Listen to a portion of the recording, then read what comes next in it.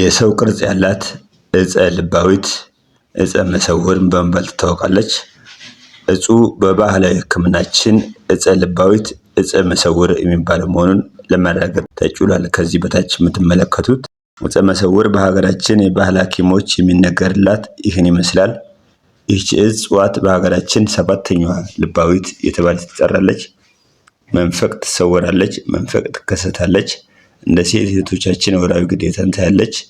ስሯ ሲነቀል የምታወጣው ድምጽ የሰው ልጅ ከሰማት ወዲያውኑ ህይወቱ ያልፋል። ይህች ዕፅ ለመጥፎም ለበጎም ነገር ታገለግላለች። ነገር ግን ያለ ገቢር ከተቆረጠች መጥፎነቷ በጣም ከፍ ይላል። ማንም ሰው ደርሶ ዕፅዋን ለመቁረጥ ከሞከረ መጨረሻ ሞት ነው።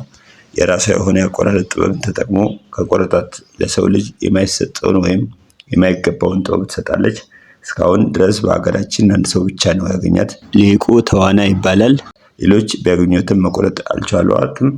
ይህች ዕፅ ዕፀ ልባዊት ወይም ዕፀ መሰውር እየተባለች ትጠራለች። ለጠቅላላ እውቀት እወቋት። ሰብስክራይብ ያድርጉ። ኢትዮጵያዊነት ታላቅነት